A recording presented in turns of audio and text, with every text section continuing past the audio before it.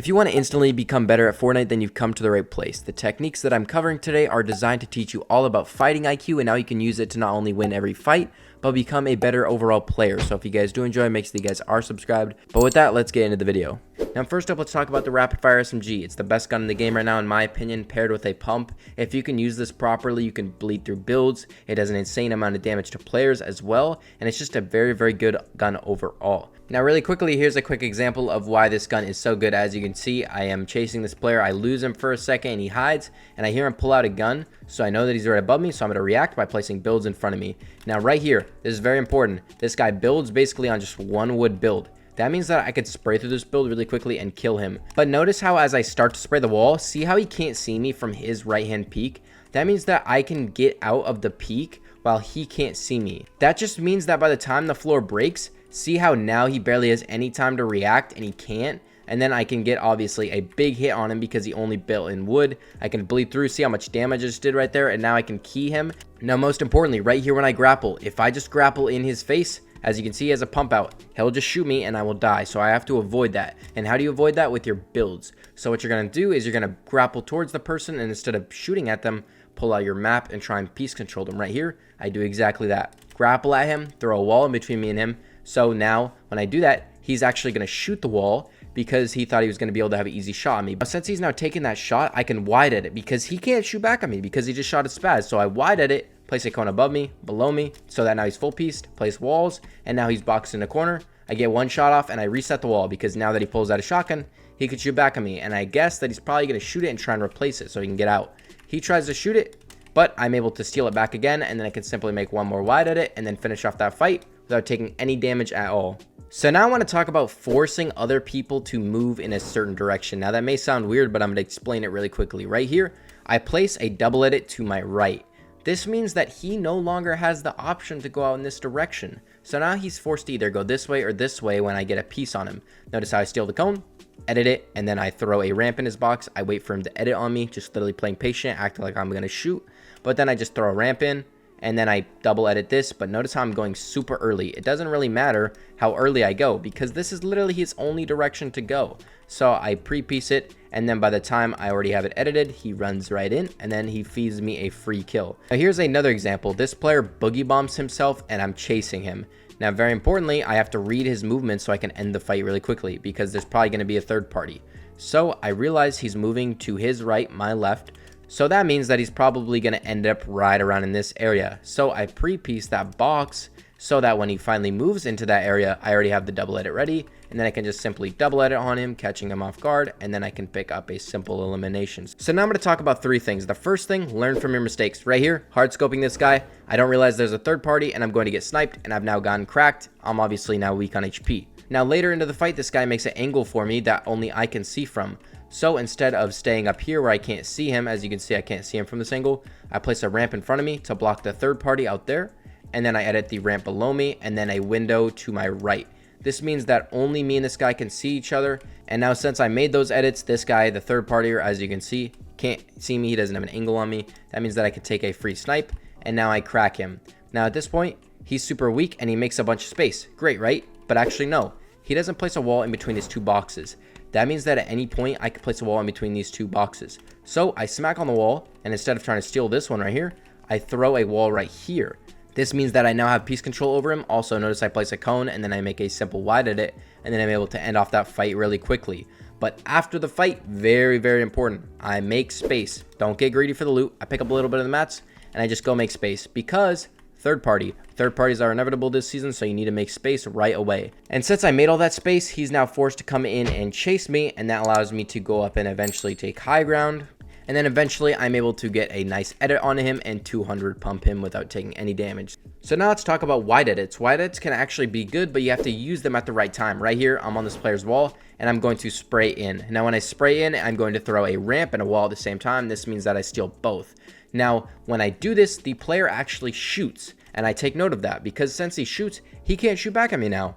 That means that I can just wide edit and then take a shot because he can't shoot back. Notice how I just take a wide edit because I know he can't shoot back. Take a shot, crack him. He doesn't even get a shot off. Place cones around me.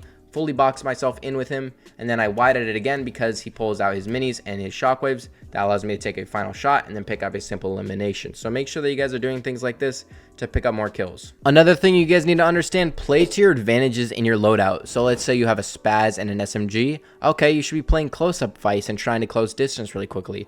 But if you have ranged weapons, okay, take the distance fights and try and get big opening damage. Like right here, I have a boom bow and an AK.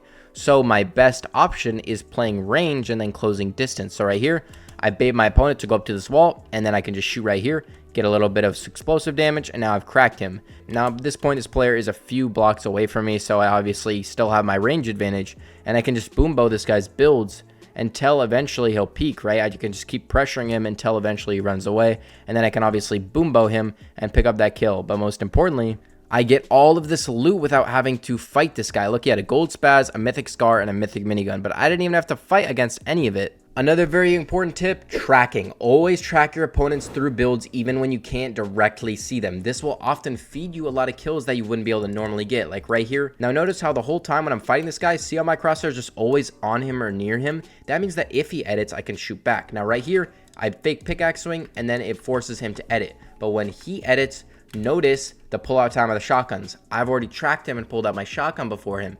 That means that he hasn't finished the animation of the pullout time. As you can see, I have. That means that I can take the shot first and then pick up a simple elimination. And very simply, here's another example of me tracking my opponent. I'm fighting him right here and he's going to go above me, and I'm just going to double edit on him, and I'm just going to keep my crosshair on him the whole time. Fake pickaxe swing again, just like the other one, and he edits, but I keep my crosshair on him, so that means when he edits and jumps, I can hit him before he can hit me. And I take a great shot, and I'm able to pick up a simple elimination. So make sure that you guys are doing things like this to win more fights. Another great tip for you guys, you need to force refreshes. Don't get down to 0 mats and then try to fight. Use your last few mats to get an elimination. Like right here, I'm going to obviously fall down, and I'm trying to get a refresh right now. As you can see by in-game right now, I only have 7 builds, so I need to be super smart. I'm trying to smack on this guy, but he's playing super protective, so it's not worth it. So I look elsewhere, and I see the guy grapple right into me.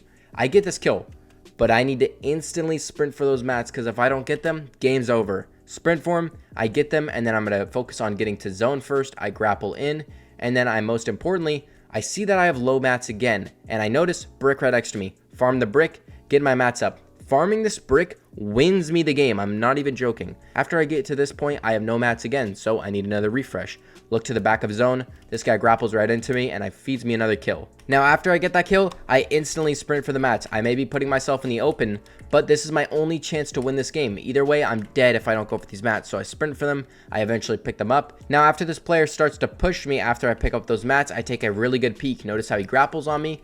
He can't see me from this angle, right? He can't see me because of right-hand peek.